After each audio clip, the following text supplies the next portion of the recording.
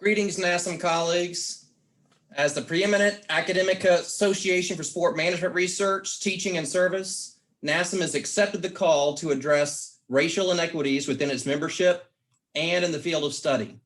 The NASSM 2021 conference theme, Race Forward, Agents for Change in Sport Management, encourages sports scholars and educators to more fully explore our role in advancing racial justice through our research, teaching, and practice.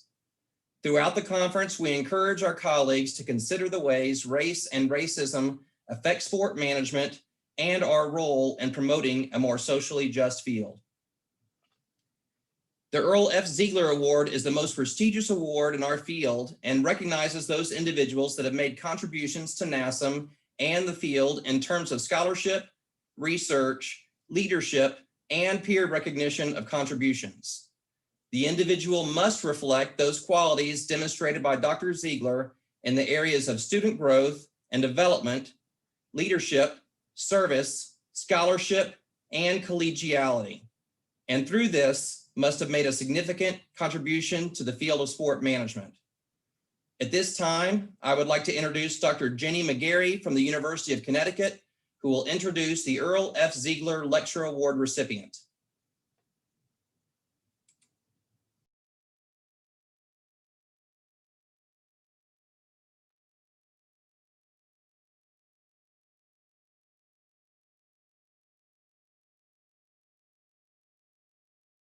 And being able to spend time celebrating in person with Marlene on the beach. I'm also excited to be able to join you all virtually today. Thank you to NASSM and to the Aggie crew for planning this event. As some of you know, Marlene and I go way back, to before we were professors, to before we were moms, to when she was a recovering college coach and I was about to become one. We were brought together by our doctoral advisor, Donna Pastori, and her great wisdom. She recognized something, introduced us while Marlene was conducting her dissertation research, and we've been supporting each other along our personal and professional journeys ever since. I certainly feel like I've gotten the better end of that journey. I'll share with you an example of some of my typical communications from Marlene. Not a week goes by when I don't get a text with a message from Marlene checking in to see how I'm doing. Some of you who've worked with Marlene may know exactly what I'm talking about here. If you've been advised by her as a student, you know what I'm talking about as well. She sees the big picture like no one else. She pays attention to the details too. And there's no one else I'd rather come to when I'm stuck or struggling to decide how to approach a work situation, because I know Marlene will ask the right questions and help point me on a path to a resolution. And I'll go from being frustrated to knowing exactly what needs to be done. It's the same way with designing a study or working through a discussion and implication section. Always better having talked with Marlene. She thinks at a theoretical level while never losing sight of the practical implications. And after having had 7 kids in 7 years between the two of us, I also appreciate the conversations we have had about parenting, about navigating academia as mom. And I really miss our drinks by the hotel pool at conferences where we can relax, laugh, and recharge. Marlene is about to share her wisdom with all of us today, that same wisdom that has helped me navigate so many challenges over the last 20 years, that same wisdom that has supported and pushed so many of you through your graduate studies, through your pursuit of tenure and promotion, through your roles as editors and editorial board members, through your roles in NASSM, or through your roles as members of families and of communities. I shared a Glennon Doyle quote with Marlene a couple of weeks ago after we talked about the final touches on her Zeigler address, as it captured the advice she has often given me, and I'm guessing many of you. These things will be hard to do, but you can do hard things. And while we've also often reminded ourselves that hard work is important, we also remind each other that we need play and non-productivity too. Marlene, congratulations on the hard work that contributed to your being selected as the Zeigler Award winner. And remember that it is not because of your productivity that you are here. It is because of how you navigate the world as a scholar, a mentor, a colleague, a friend, and a mom.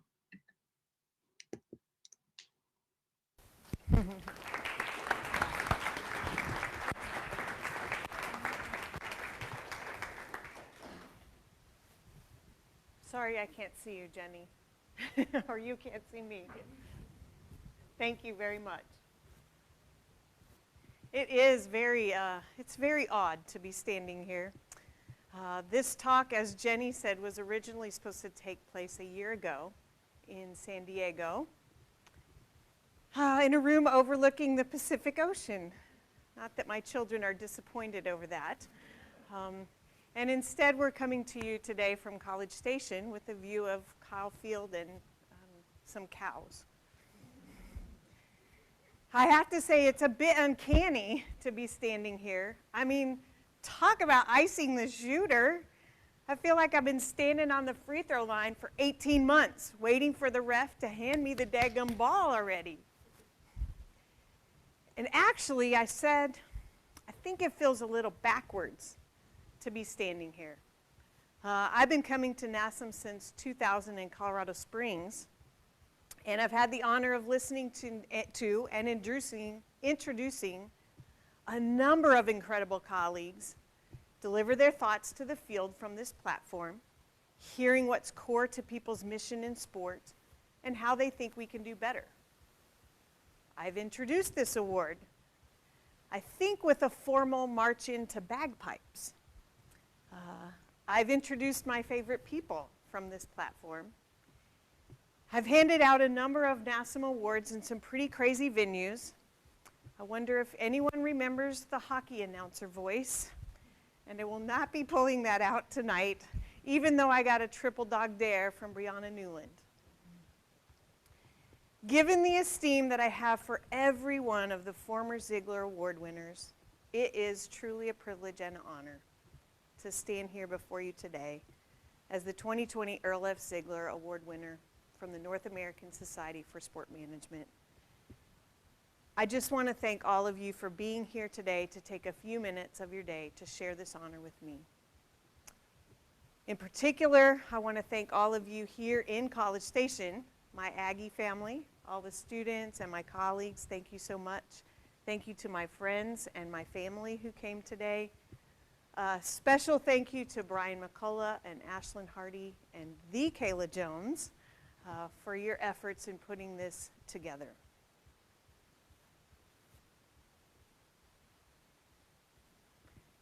As I said, I've been coming to NASSM for just about 20 years. And I look back on those days as a grad student, and many of you can remember this. You showed up at the conference for 3 full days, and you lined out your whole schedule. You went to every session that was anything of interest to you and took copious notes at every single one. And to me at that time, it was kind of like going to a baseball game, right, with the peanuts handing out, right? Peanuts, popcorn, projects. Get your fresh hot projects here. And man, was I looking for projects. I wanted some projects, I wanted a team, and hopefully I could put together a team that would land me my first JSM. Those grad school days are also very awkward. The time when I knew everybody only by their publications. And I would try to go introduce myself to these people who I'd been reading their great work. I was trying to find some way to introduce myself and make myself known, and I'd come up to them. It went something like this, right? Oh, Doherty, 1995? I love your model. I'm pretty sure I actually said that. Danilchuk, 1999? Oh, I think becoming a global sport management scholar is really important too. Oh. And I thought this whole research thing, what the heck? I do not know that this is for me. I think I'll probably go back to coaching, maybe a little teaching on the side. Fast forward 18 years to the last conference I was at live, and I headed out the front door of the hotel in my jogging shorts and a t-shirt going for a run. Yes, not a session. And I got busted as I walked out the door because here's a grad student standing there with her lanyard and her name tag looking a little lost. And I said to her, "Can I help you find something?" And then I introduced myself. And she said, "Oh, Marlene Dixon, the researcher?" And I got a little further down the stretch, right, enough not to embarrass the poor thing, and I fell over laughing. And I thought, this is just funny because I've never thought of myself that way, right? Not to disparage the compliment from this very earnest student, but I just then and now never thought of myself as Marlene Dixon, the researcher. I've always felt like Marlene Dixon, the person that wants to make sport management programs more of what I think they could be. The person who wants to study meaningful problems, to help people and organizations figure things out, and to provide some support and encouragement for people's ideas and dreams. Jim Collins would say this is probably what I'm encoded for. It's what's in my DNA. It's what comes natural to me. It gives me joy. It energizes me. I love a good puzzle in an idea or a manuscript or an organization. I love to hear people's stories and ideas and dreams and hopefully have something to speak into them. And in that spirit and embracing my own encoding, I would like to offer this discussion a few thoughts on life and academia that have helped me sustain a career through the myriad events and people and transitions and evaluations and emotions that are part of this crazy journey. And I hope within my musings about my own journey, you might also find a nugget that would resonate with you and lift you on your own. And because Matt Katz will not be denied his boxes and arrows, and in order to have some semblance of organization today, I present to you the Dixon 2020 Career Longevity Model for Joyful and Ultimate Sustainability. Because every model needs a really long name, and because every model needs an acronym, we have affectionately named this the Columgus. So over the next 30 minutes, I'm going to unpack for you these 5 elements that I believe lead to a sustained career in sport management education. The first factor I believe sustains one over the course of your career is being a lifelong learner. This is about being humble and open to new learning and willing to embrace the risks and surprises that come with new adventures. Legend has it that Confucius, after becoming an esteemed teacher sought after by many students, was impressed by a 7-year-old prodigy who responded to his questions with quick wit and who also posed questions that outsmarted the master.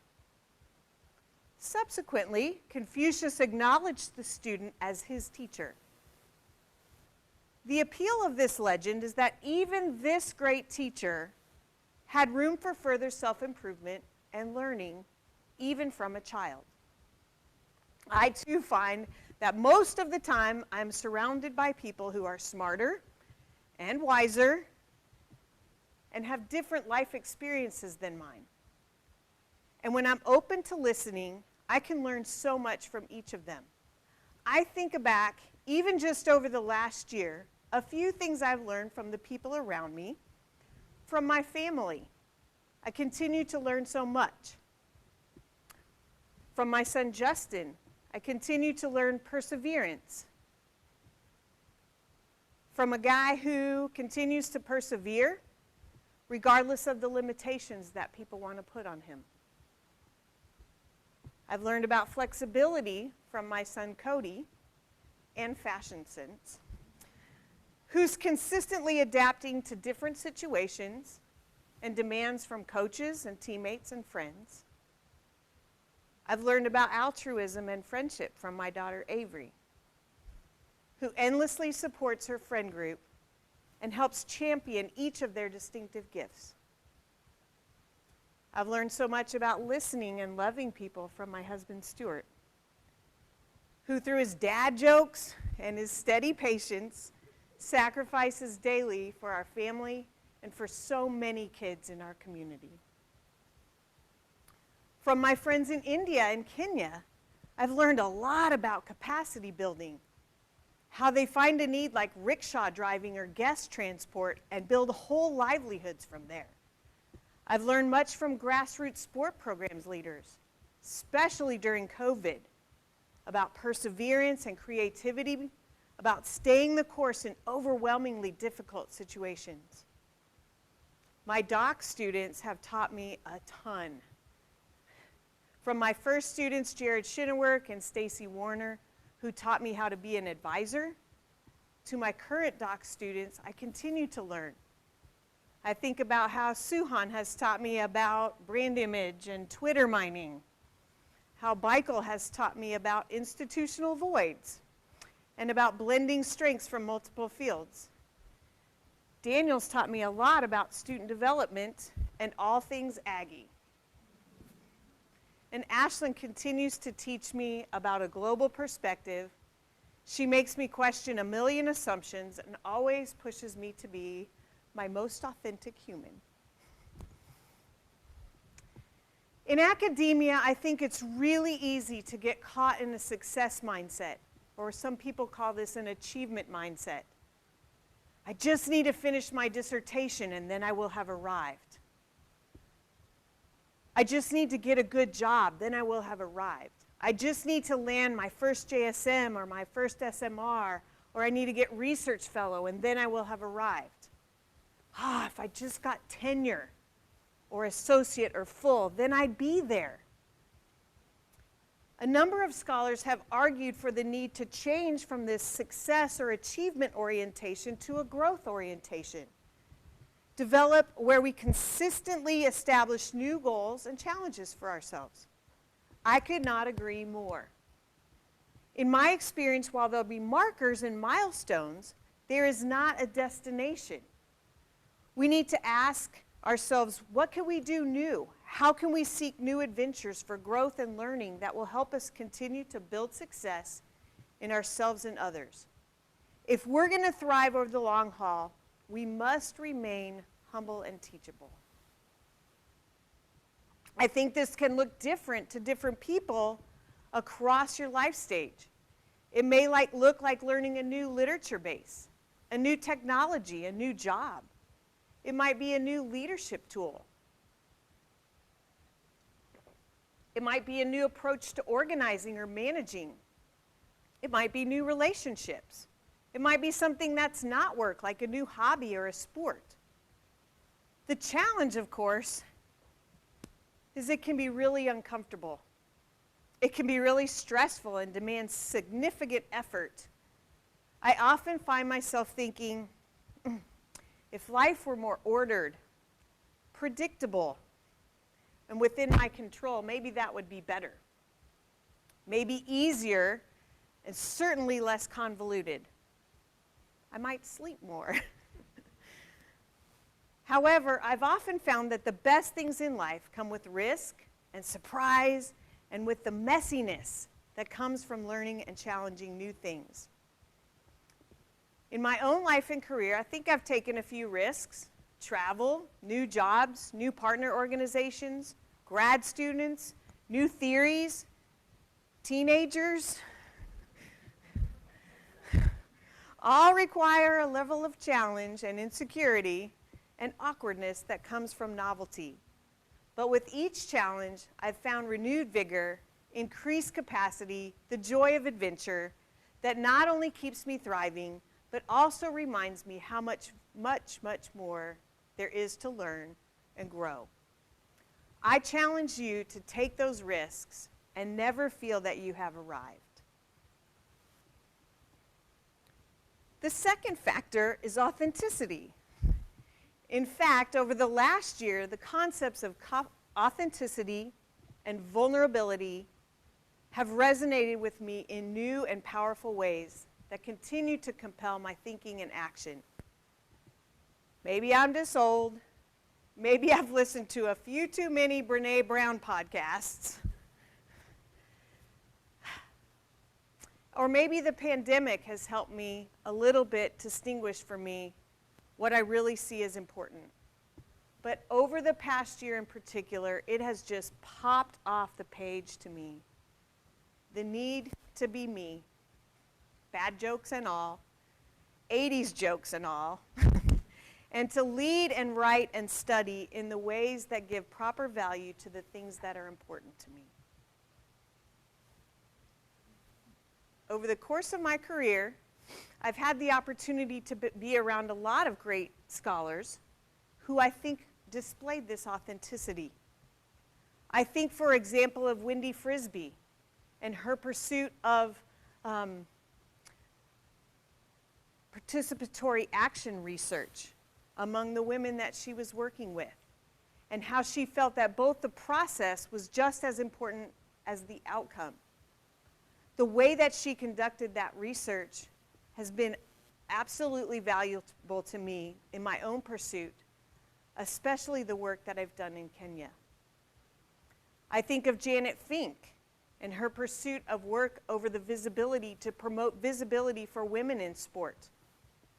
And the more that she has pursued this, the stronger her own voice has become in the process.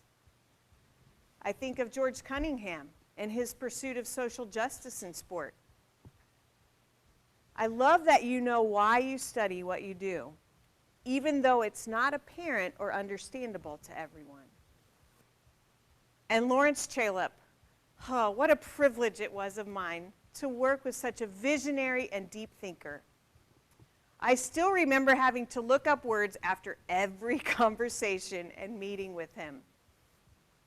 Lawrence is the only person I know who can say salubrious socialization and actually know what it means, and it be 100% authentic to his pursuit of sport. I'll never forget Chris Green's consistent prompting in my early years at Texas. She'd say, "Dixon, you can tell me 30 citations on this and tell me in detail what every other person thinks about this, but what do you think?" At the time, I suppose I didn't have any thoughts. Maybe that was the problem, right? But as I found the things that were important to me, creating new and better opportunities for girls and women in sport, fighting for work-life balance, building sport that enhanced life quality, mentoring, I found that I actually had questions and ideas and theories. I had a voice in the work.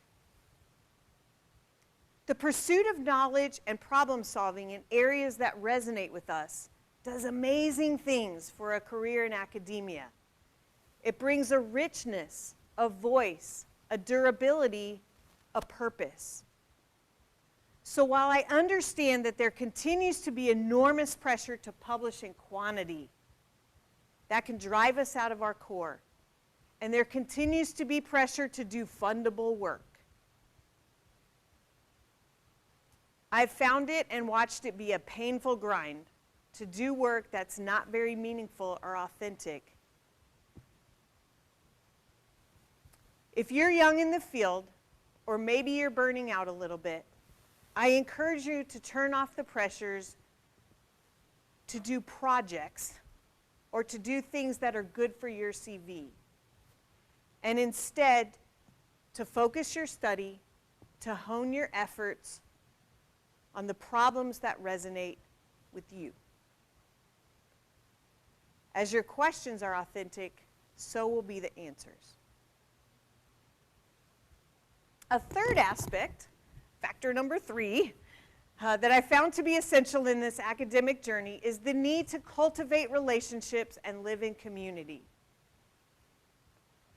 In sport management, Dan Mahoney captured this well many years ago in his inspiring Zeigler talk about community. You can't whistle a symphony. In this talk, he emphasized the need to work together within and across universities to build our field and our research both in size and in quality. Let me illustrate. As many of you know, I love to hike. Give me a mountain and I'm on my way. And for most days, a walk around the neighborhood will do. I do my best thinking when I hike. I feel joy when I hike. But as much as I do enjoy these things and appreciate that by myself, I've had some of my best adventures, my most invigorating conversations, my most memorable moments walking with others. When I was a kid growing up in Colorado, on many a summer weekend, you'd find the Link family traipsing across a mountain trail, building a fire, scrambling over some boulders, or playing a boundaryless game of kick the can. With my own family, Stu and I have hiked many a trail, and then we threw our kids on our backs and hiked with them, and now they haul me up the mountain and race me down it. I don't think I'll ever keep up with them, but it has been the joy of my life to have adventures together, and some of our best memories are on a trail or around a campfire. To Dan Mahoney's point, over the years I've walked and hiked with many of you in NASSM, ESM, SMANS, ASSM, WASM destinations. I think of places we've been from Canmore to Halifax, from Melbourne and Warsaw and London and Seoul and Bern, and even a crazy week in Santiago, tear gas and all. My career in sport management has led me to some amazing friendships, some incredible destinations, and even better opportunities for growth, learning, and discovery. Indeed, there are a few times when working in NASSM felt like work, as we hashed out the operating codes for the 100th time. Or we had tense nights wrestling over tense conversations where resolution did not seem possible to achieve. But mostly, serving in NASSM and the global sport management experience has been a joy and provided endless stories of people's lives and sport-related issues that we bantered and continue to seek solutions that drive us forward, continuing to pursue answers. Janet Parks and Jackie Cooning, so long ago, you were right. I will never regret being a part of this organization. While all this, right, collaborations and relationships in general are absolutely essential to surviving and thriving in academia and life, I want to take just a few minutes to address a particular relationship, that being of mentor and protege.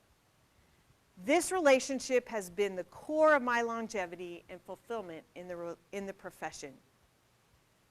Darren Kelly talked about the value of a protege, of having a constellation of mentors, sort of like your personal board of directors that could be helpful in a variety of capacities. This has certainly been true for me.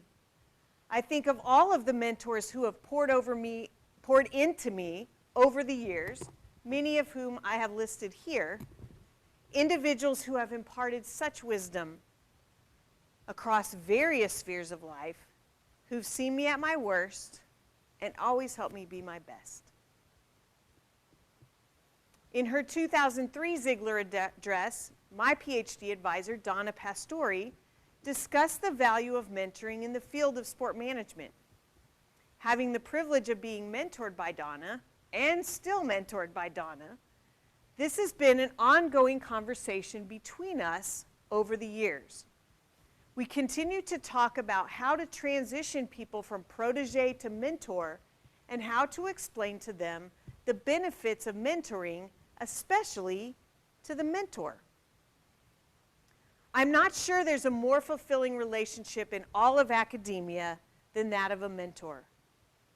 Roggins, in her most recent work, described the difference between mentoring relationships in general and what she called high-quality relationships, and she termed them relational mentoring. I'm going to borrow for some of her well-developed concepts to suggest a few lessons that I've learned from mentoring over the years. First of all, relational mentoring is mutually beneficial for protege and mentor. It's not a one-way street, but two ways where both parties give and receive. Secondly, relational mentoring is communal. As Roggins argues, while most work relationships rely on exchange norms, where proteges are expected to reciprocate. I help you with your paper, you grade some of mine. This may work to get things done, but ultimately constrains the potential of the relationship. In communal mentoring, however, communal norms focus on meeting the other's needs. The value of these relationships is gaining from each other to expand one's capacity and sense of self. Relational mentoring is also an honest kind. The core of my thinking here is about being honest in feedback packaged in kindness. In other words, it's not kind not to tell the truth, but we need to do so in ways that build and not tear. In this way, again, it doesn't mean being soft or easy. It means having the best interest of the person in mind in every aspect and form of feedback. Finally, high-quality mentoring relationships have the potential to be so much more than just about work. This holistic perspective allows for a much broader array of relational outcomes that extend into life domains and over the life course. As Roggins states, in a nutshell, while average relationships help people do their work, relational mentoring helps people live their lives. In sum, I would say there's a tremendous value in both being mentored and in mentoring. And when done well and embracing the ideals of relational mentoring, pretty soon you don't have mentors and proteges and constellations and networks and collaborations. You find yourself surrounded by friends. In that vein, the fourth major factor I have found toward longevity in this career is work-life balance. Of course, no talk from Dixon 2020, the researcher, would be complete without at least a little tiny dip in this realm. As most of you know, I've been doing work in this area for many years, and what started with a conversation over coffee with my friend and colleague, Jenny McGarry, has grown into a full agenda with a number of studies and co-authors and contexts and continually emerging discussion.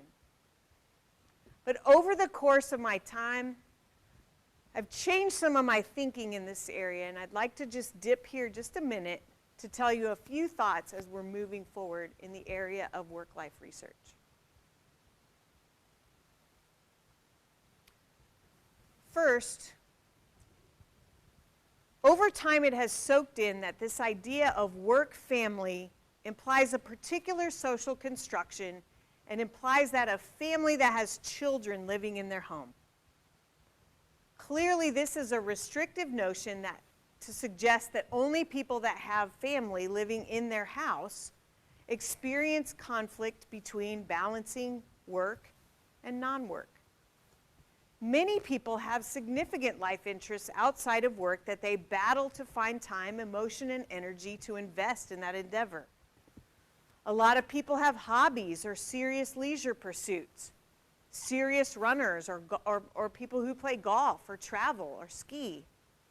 I've heard many people's stories of their volunteer activities, Boys and Girls Club or Mobile Mutts or CASA. Some people have aging parents who need a lot of assistance. Those life interests and their relationship to paid work need to be captured in a broader concept of work-life, the work-life interface, rather than restricting our conceptualization to just work-family. The second thing I would say is that the notion of conflict is, well, frustrating. Jenny and I have discussed this so many times. Using the concept of conflict frames the relationship of work and non-work as constantly embroiled in frustration. And the best you can ever get is no conflict. The best you ever get is survival. This leads us and to boost each other with platitudes like, just keep your head above water, hang in there, just keep swimming. We say that a lot. Yet these connote that the best we can do is keep up and not drown. The result, as I've seen in the many lives of others and my own, is this sort of cloud of incessant guilt that settles over the life of one who can never possibly be enough to all of the people and the tasks demanding their attention. Our work and the work of so many other thoughtful scholars in sport management collectively suggests that conflict is definitely not the only outcome of holding multiple life roles. Work and life realms actually enrich each other. They complement each other. They spill over in positive ways, what Anita Gary called weaving a life. All right, our final factor, and I'm going to call this a mediator in the model, is the concept of faithfulness, which I will define simply as persevering or being durable in the work and relationships presented to us over the course of our life. I have found that over the course of my career, there's so much discouragement. The work is hard. As a doc student, you're trying to balance your coursework and your teaching and your writing and try to have some semblance of a personal life. And to top it off, all of your faculty members say it only gets worse. And as faculty, the grind is real. There's always more to write, more to prep, more to grade, more students to wrangle. Our colleagues can be selfish. Our students are often thankless. And of course, there's always reviewer 2. And as I talk with so many of you, I hear the same thing. You're discouraged. And you have said that. I would like to combine that into 2 reasons. One is that the work rarely feels like it's making an impact, especially in the ways that we hoped that it would. I felt that in the study of work life and coaching. It just feels like very, very little has ever changed in practice. I feel like this in our sport for development work. The need is so great. It feels like everything we do is just a tiny drop in the bucket.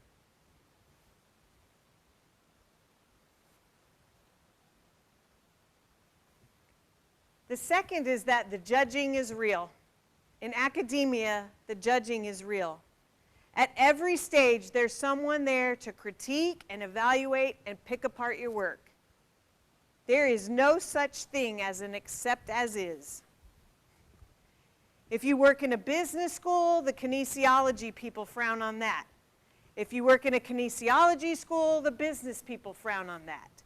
If you're at an R1, then you're not student focused. If you're at a teaching institution, then you're not a serious scholar. And I hear this in so many conversations with my young colleagues. I hear this in and about NASSM. People are anxious. People are frustrated. People are discouraged. Because no matter what they do, they feel like their work is not understood, it's not valued, they do not feel like it's contributing, especially in the ways they hoped it would. They often do not feel like whatever they're doing matters.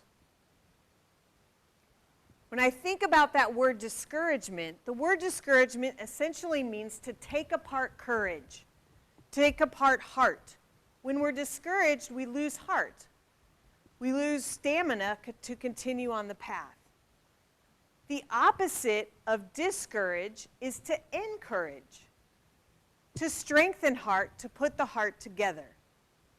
And I hope that this final word from a story that has resonated with me would be a word of encouragement for you to continue in the path, making the unique contribution in sport management that you are making in the short and long term.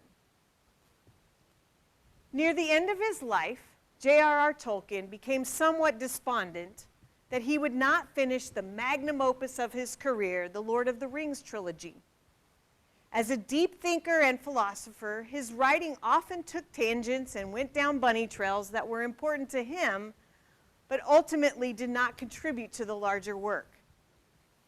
As he grew older, he grew rather despondent that his work would not be finished, and that he spent too much time niggling about in the details and interruptions of life. One morning he woke up with a little story in his mind and he wrote it down. That has never, ever happened to me, ever. But when the Dublin Review called for a piece, he sent it in, the title, Leaf by Niggle. It was about a painter. And no, I'm not going to read you the entire story. Niggle was a painter, not a very successful one, partly because he had many other things to do. Most of these things he thought were a nuisance, but he did them fairly well when he could get out of them. There were other hindrances too. For one thing, he was sometimes just idle and did nothing at all. For another, he was kind-hearted in a way. You know, the sort of kind-hearted made him uncomfortable more often than it made him do anything. And even when he did anything, it did not prevent him from grumbling, losing his temper and swearing, mostly to himself. All the same, it did land him a good many odd jobs for his neighbor, Mr. Parrish, a man with a lame leg. Occasionally, he even helped some other people from further off, if they came and asked him to. And now and again, he remembered his journey, and he began to pack a few things in an ineffectual way, and sometimes he did not paint very much. Much like us, he had a number of pictures in mind. Most of them were too large and ambitious for his skill. He was the sort of painter who could paint leaves better than trees. He used to spend a long time on a single leaf trying to catch its shape and sheen and the glistening of dewdrops on its edges. Yet he wanted to paint a whole tree with all the leaves in the same style and all of them different. There was one picture in particular that he had in mind. It began with a leaf caught in the wind, and it became a tree, and the tree grew, sending out innumerable branches and thrusting out the most fantastic roots. Niggle lost interest in all of his other paintings, or else took them and tacked them around this main painting. Soon the canvas became so large that he had to get a ladder, and he ran up and down it, painting a touch here and rubbing out a patch there. One day, Niggle stood away off from his picture, and he considered it with unusual attention and detachment. He could not make up his mind what he thought about it, and he wished he had some friend who would tell him what to think. Actually, it seemed to him wholeheartedly unsatisfactory and yet very lovely at the same time. The only really beautiful picture in the world. What he would have liked at the moment was to see himself walk in, slap himself on the back, and say with obvious sincerity, "Absolutely magnificent! I see exactly what you're trying to get at here. Do get on with it, and don't bother about anything else. We will arrange for a public pension, so you need not." If only. However, there was no public pension, and the one thing he could see, it would take some concentrated, some work, some hard interrupted work. So he rolled up his sleeve and he began to concentrate. As you might guess, Niggle did not finish his tree. In fact, he made very little progress. While tending to his neighbor, he became ill, and he was called away on his journey to the afterlife. Because his painting remained unfinished and was a large canvas, They used it to cover a hole in his neighbor's roof. And the only thing that remained of Niggle's work was a tiny little leaf that they put in the local museum titled Leaf by Niggle. In the afterlife, he worked for a while at various jobs and eventually came to a place of decision where two voices were speaking over him, making his decision about the next step of his journey. One was the voice of judgment. This voice argued that Niggle's accomplishments were nothing. He had been grumpy, and he had not prepared for his journey. The second voice, the voice of mercy, spoke of how Niggle did tend to his neighbor, how he sought nothing in return for his kindness, and how a leaf by Niggle had a little charm of its own. He really did make a contribution, one that was uniquely his and one that allowed him to move on in his journey. At this point, Niggle got on the train, and then he got on a bicycle, and he rode across the countryside up over a hill, and when he reached the crest of the hill, Niggle looked up and he fell off his bicycle. Before him stood the tree, his tree, finished. If you could say that of a tree that was alive, its leaves opening, its branches growing and bending in the wind, that Niggle had often felt or guessed and had so often failed to catch. He gazed at the tree and slowly lifted his arms and opened them wide. "It's a gift," he said. He was referring to his art, but also the result, and he was using the word quite literally.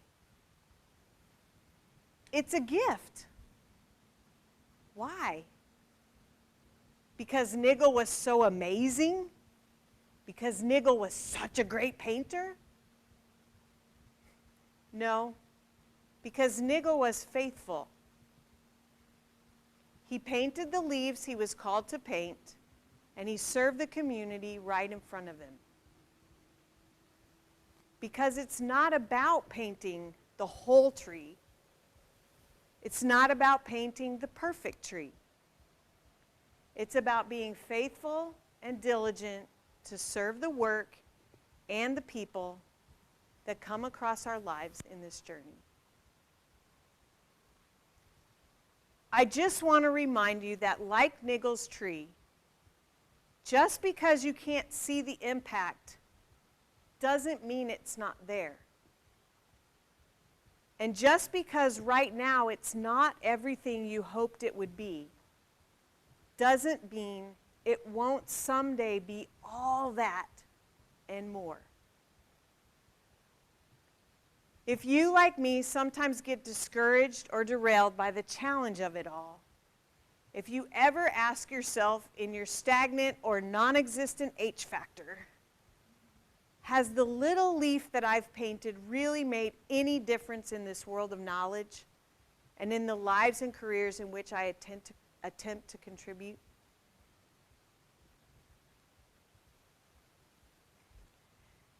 If you could hear one thing from what I said today, it would be this.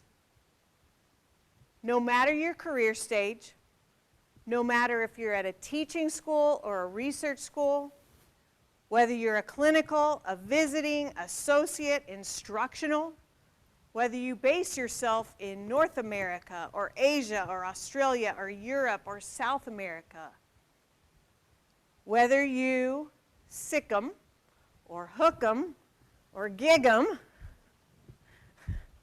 whether you work on leaves or stems, or you're the kind of person who digs into theoretical roots. When you bring your authentic self and you give and receive in community around you, your work matters. Your contribution matters. Your life matters.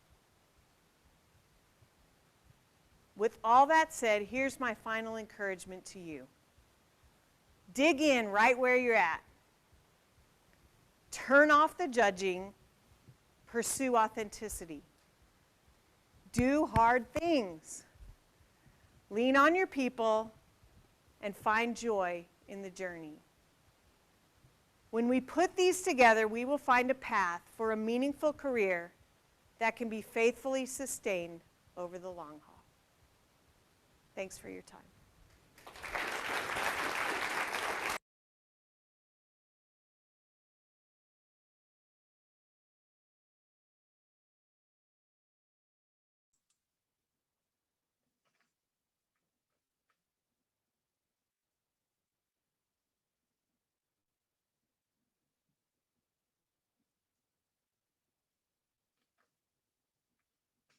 I want to thank you, Marlene, for such a great Zeigler lecture.